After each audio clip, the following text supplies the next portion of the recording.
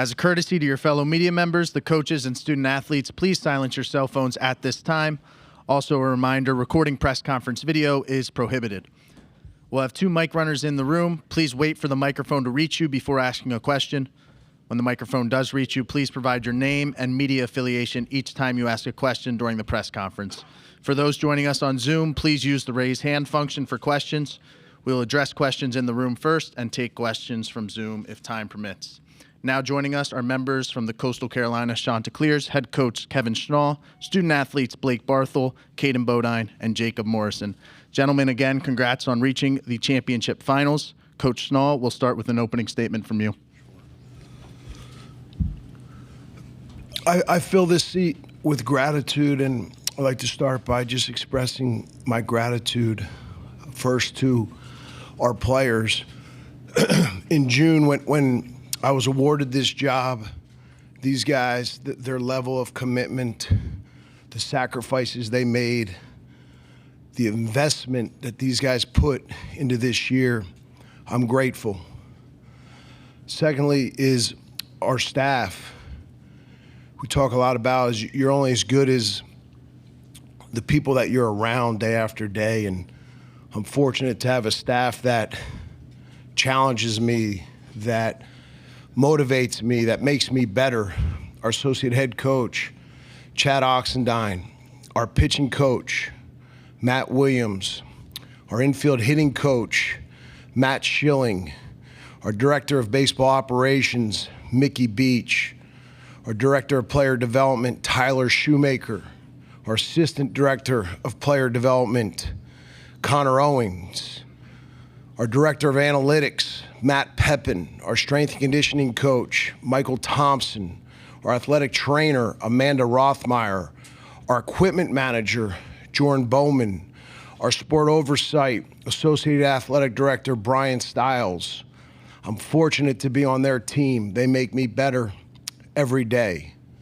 Thirdly, our student managers. These guys invest more time into our program, or as much time in our program as anybody else. Our student managers play just as big a role in our success as Jacob Morrison, as Caden Bodine. And we're in this position today because of the sacrifices and work ethic of them. And then lastly, my family, our kids, Sydney, Jaden, Fallon, my wife, Megan. They're the ones that have made the ultimate sacrifice to allow me to do what I do, and there's nobody that I want to make more proud of me than them. It's because I'm so proud of them. We'll open it up to questions for the student athletes. Noah Bienick, 11.7. Question for Jacob. Coach ran through the entire staff, specifically Matt Williams, first year on the coaching staff. What has he helped you most throughout the year, and kind of overall pitching philosophy with the team?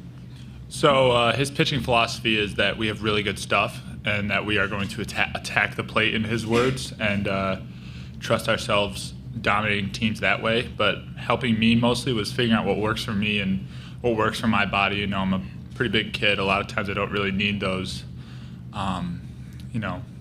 coil things like that shorter kids use to get velocity. And he just really worked to design certain things that work for me and work for my body and getting most out of me. Wilson Moore from the Omaha World Herald. For any of you three, just being on a 26-game winning streak, what does it take mentally? What's the preparation that goes into being ready to go, and what you've done to get there to this point? Yeah, so I mean, we've been grinding now for 10 months, so that's been our preparation, and we have a game plan as Coach Schnall has put together, and we just, as long as we execute, everything will work out.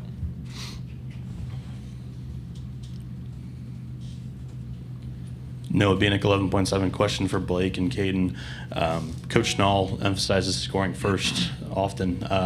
Not always is at the top of the order, but in the first inning, in the 3 games you've played here, you guys have scored 8 runs. Can you just talk about that mentality going into the first inning and how well the staff scouts for you guys? I think it just starts with quality at bats, and I mean the numbers don't lie. When you score first, get the 7, and win the big inning war, so we really take pride in that, and we try to execute that every single game. Yeah, just exactly what Bodine said.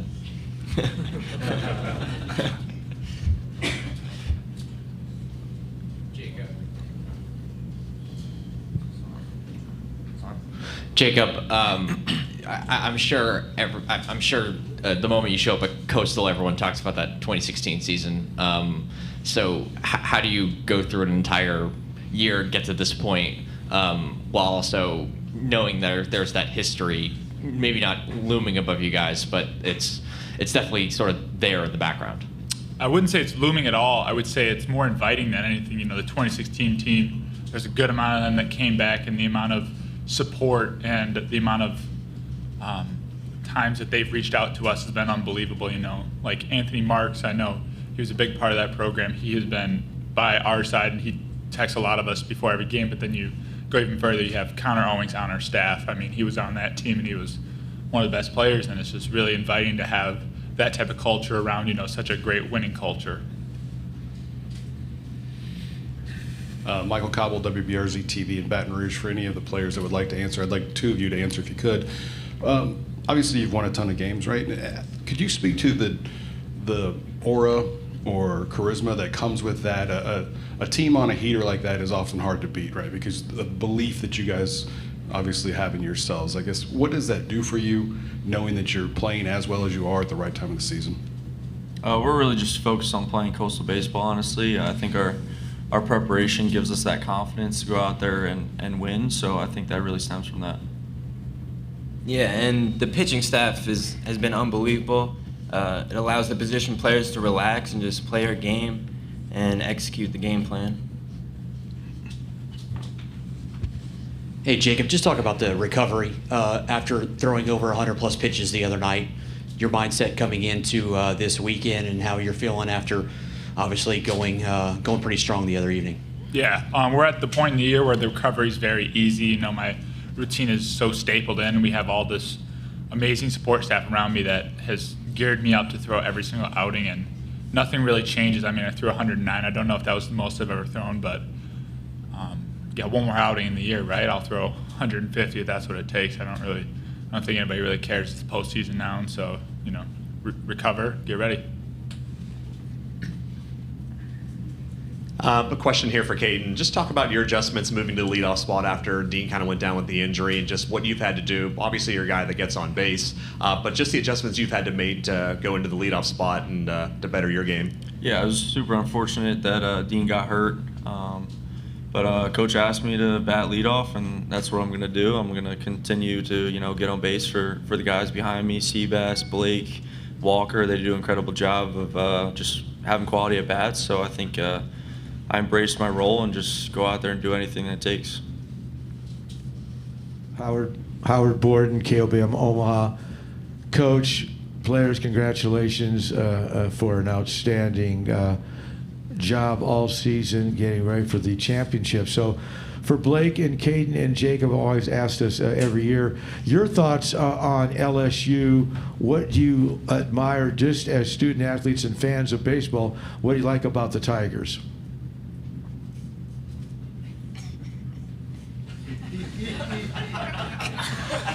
Not a whole lot.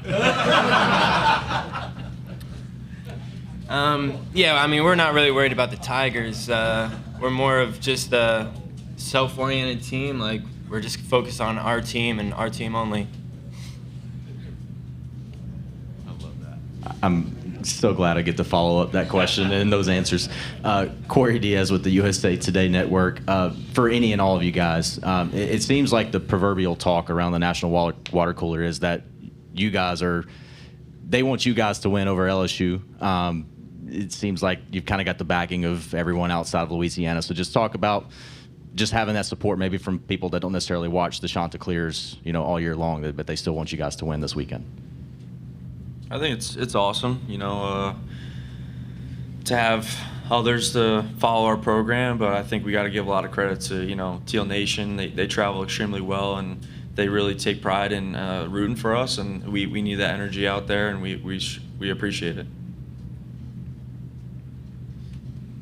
Yeah, if people see the matchup on paper, LSU against Coastal Carolina, people would probably assume LSU is the favorite. They are the betting favorite.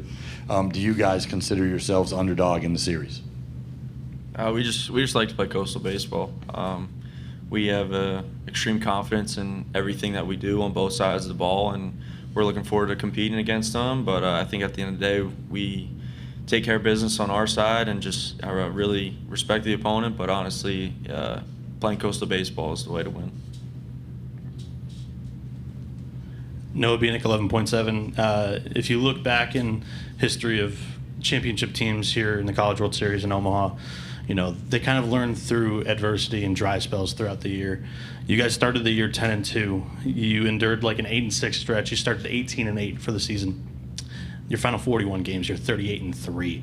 Was there anything that you learned in February and March about this team that has helped you go on this crazy, incredible run, as Coach stated the other day?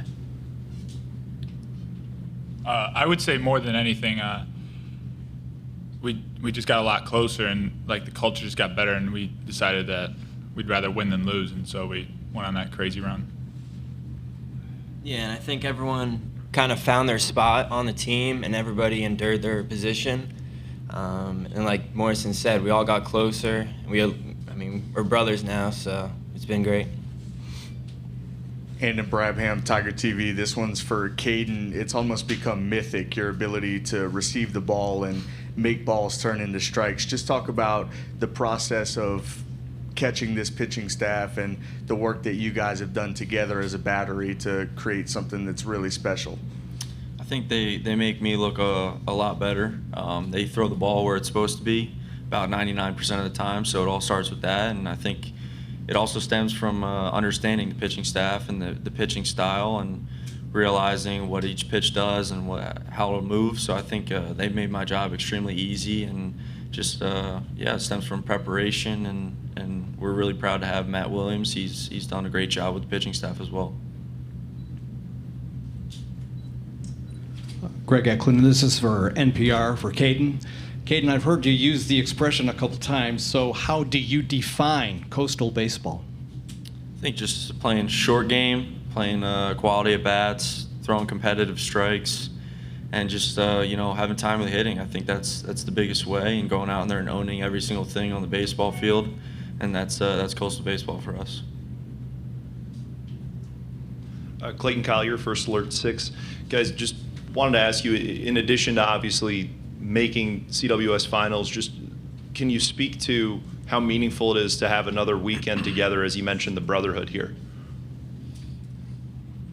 I think it's something cherished, especially being in a hotel for 9 or 10 days now. It's really fun to be around these boys every day. You know, more baseball means more time around them, and we're very close at this point. It's really fun to be around these boys. Some of the road trips are definitely some of the best experiences. You know, having a roommate and all hanging out in the same rooms together it's really cool experience, and something we really are enjoying, and we're looking forward to just a few more days.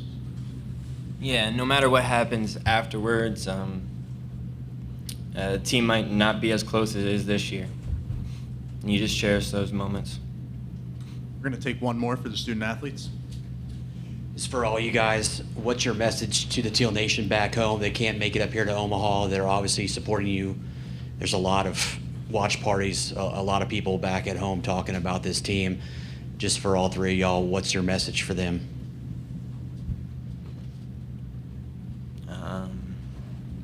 We thank them.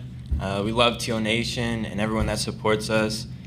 We love the support, and Sean's up. They're the best support staff in the entire country, and we really appreciate them. When we hosted the regional, they're phenomenal, and Coach Schnall has done a great job of expanding the amount of fans that come to the game. We've broken several records at home, which is truly remarkable, and I think we have a really good fan base that we appreciate, and just looking forward to them watching. Yeah, sport's been unbelievable, especially at home when that regional it was something special. And, we can feel the support, we can feel the energy and the buzz around it. It's really cool. Okay, Blake, Cade, and Jacob, we appreciate your time, and good luck this weekend. Thank you.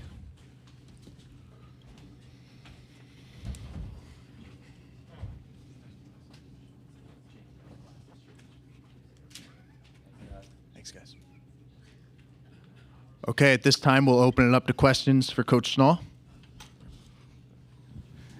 Noah Bieniek, 11.7. Coach, I'm going to piggyback 2 questions off of you, if that's okay. I mentioned, or I talked to the guys, championship teams usually learn through adversity throughout the season. You began 18-8, you finished 38-3, and you're still playing here today in Omaha. They mentioned possibly learning some roles. Was there some player personnel things that you learned throughout the first 2 months of the season that have helped you go on this run late in the year? No, not really. We talk a lot about work while you wait. Injuries are a reality of a season, unfortunately. We've had some injuries, and the guys that were working while they were waiting were ready for their opportunities, and that's what has enabled us to maintain the success that we have this year. But there's no direct situation that happened. At the end of the day, it all started in August when we all came together for the first time, and we feel like what separates Coastal baseball day in and day out is our attention to detail, and we have very high standards, and we're very consistent with holding everybody accountable to those standards. The other day, when I mentioned how do you guys play so consistently, a couple of answers you gave me were scoring first, winning the big inning battle. In doing that, over the 26-game win streak, 23 of those, Walker Mitchell has been batting in the top 4 of the lineup. Can you talk about, that kid? He began the year opening weekend batting 9th for you guys, and I feel like maybe has he taken some big steps for you guys throughout the season?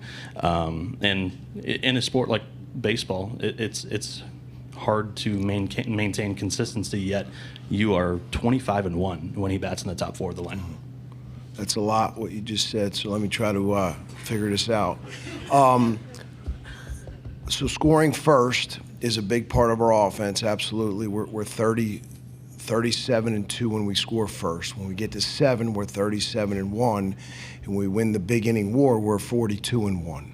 So as a collective unit, that's what we're trying to do every single day. Walker Mitchell is a part of that unit, and he's done a great job of finding ways on base. He broke a single-season record with hit by pitches. He can inside game, and he has a lot of really quality at bats, and that's why he's moved himself up in the lineup. Coach, as a member of that 2016 staff, what do you remember about that series against Jay Johnson in Arizona, and how does that experience sort of against him help you this week? Well, the biggest difference between this year and 16 was all the shampoo and body spray that we got every time we showed up to the ballpark. We don't get it this year for some reason. We would like it because we've talked a lot about it. I actually still have some of the body spray from 16. There's not an expiration date, so I'm still using some. That's the biggest difference, and the fact that we didn't lose. But there's no experience we're taking from 16. None of these players were on 16. This team is different than 2016. Our goal every day is just to really keep a microscopic focus and dominate our one-day plan. This team has done that at an extreme high level, and that's why we're one of 2 teams in the entire country still playing. Wilson Moore from the Omaha World Herald. Kevin, having been part of a CWS team before, at what point did you know this team had the makeup to get to the point it's at now? Game 2 of Auburn when we beat them. Why is that? Because then we advanced here.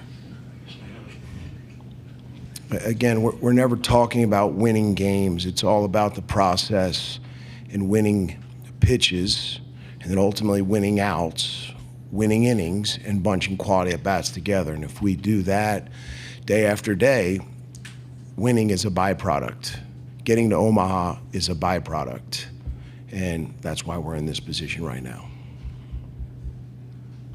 Kevin, I got 2 questions. Who are you going with tomorrow? If you could explain, if you even want to put that out there. Second question is, what did you learn in 16 as a coaching staff? Because a lot of these guys, you and Shill were obviously on that squad, that could help you as a head coach now prepare for this series. the bodies break. Without the bodies break. Cam Flukie will be starting tomorrow. And what did we learn from 2016 that could help us?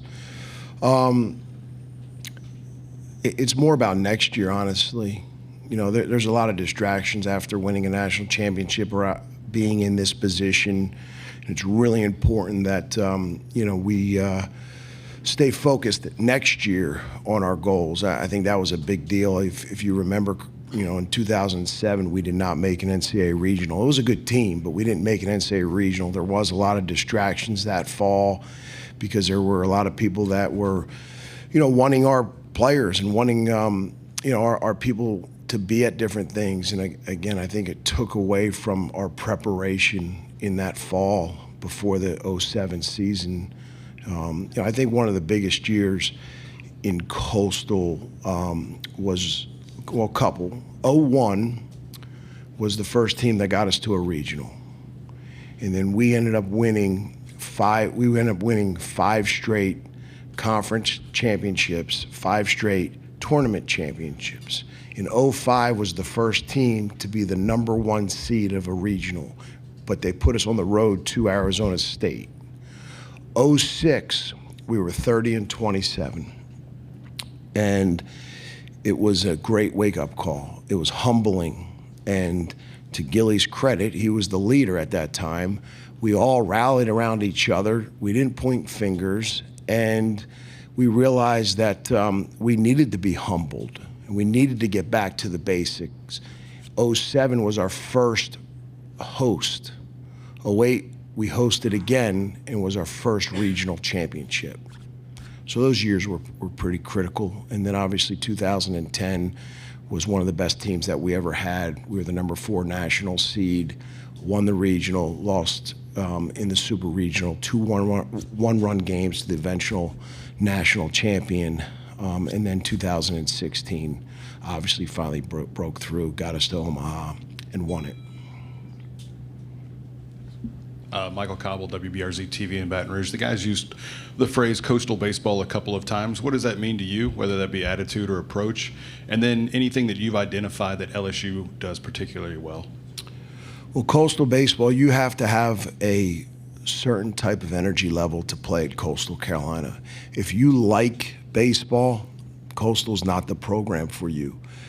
2 pillars of Coastal Carolina are the words relentless and selfless. And relentless is basically doing everything to your best of your ability every single day. And selfless is having an others-centered mindset versus a self-centered mindset. And that is non-negotiable in our program. Regarding LSU, it's pretty simple. They've got power on both sides of the ball. They have over 100 home runs. They've got over 700 strikeouts. That combination is very dangerous. Just a reminder, silence your cell phones. Hi, Kevin. Corey Diaz with the USA Today Network. Wanted to get your thoughts on everyone outside of the state of Louisiana pulling for Coastal Carolina this weekend. How cool is that, or is that something you don't even worry about? Well, I would start by the Chanticleer Athletic Foundation. It's a great opportunity to give back and donate, and all the support matters. Kevin, you kind of touched it all already, but coming full circle as a player, as a coach, and as an assistant coach and now a head coach here, just talk about what it means to you to see this program over the last couple of decades, whenever you were a player until now, to see the success. Well, it all started with a chance. Coach Gilmore gave me a chance back in 1997 to play Division I baseball at Coastal Carolina. Then in 2000, he gave me a chance to be a coach on his staff. And if it wasn't for those chances, I'm not sure where I'm at today. And just to see not only Coastal baseball, but Coastal Carolina University grow into what it is today is really special. Ryan McGee from ESPN. You kind of touched on that there, Coach, but this is your alma mater. How much does it mean to you, and you've been here before with this team in different roles, but how much does it mean to you, or have you given yourself a chance to even think about this is your school, and you've got them in this position this weekend at the College World Series? I listen to your show a lot. Good to see you. I love Coastal. I love Coastal with all my heart. You know, I've had opportunities. For me, it was never about being a head coach. It was about being the head coach at Coastal Carolina. And, you know, I waited 24 years for this opportunity. And like I said, when I started, I fill this seat with gratitude. There's not a day that goes by I take this opportunity for granted. It's an opportunity of a lifetime. It's an honor of a lifetime. And to be on this stage, on this platform, with this program, it's really special. Matt Satilli, KETV Omaha. Coach, you've talked about, in the back, you've talked throughout the week how this hasn't been a Cinderella story. What would a second national title this weekend mean to this program? That'd be 2 national championships in 9 years. That would put Coastal Carolina baseball on a different planet. That'd put Coastal Carolina University in a really good position. And again, that's really special. But it's not about winning a national championship at this point. It's about winning today's practice. And that's what's really important. At 12 o'clock, we have to win the next hour and a half. We've got to have a great session today. And then we've got to win tomorrow's BP. And then it's about just winning pitches, not worrying about outs, winning pitches. And if you win pitches, you'll start getting outs. And before you know it, you hold that up. We're going to take one more question for Coach. John Eads, WFB TV in Baton Rouge. Coach, obviously you've been a part of lengthy win streaks before, I'm sure. You talk about the process. Obviously you don't plan on losing. What would your process be for if y'all were to lose a game and bouncing back quickly in the series this weekend? Well, the staff would yell at the players a lot. We've won 26 straight. If we lost, how would we react? How would we respond? The reality is we've got to dissect what we did wrong and try to rectify it for the next day. You know, and that's what we've done a great job of this year is we've dove into things that, you know, we could correct, and our players were able to adapt and adjust very quickly. Okay, that'll conclude this press conference. At this time, we're going to welcome LSU head coach Jay Johnson to the dais for a photo opportunity with the trophy.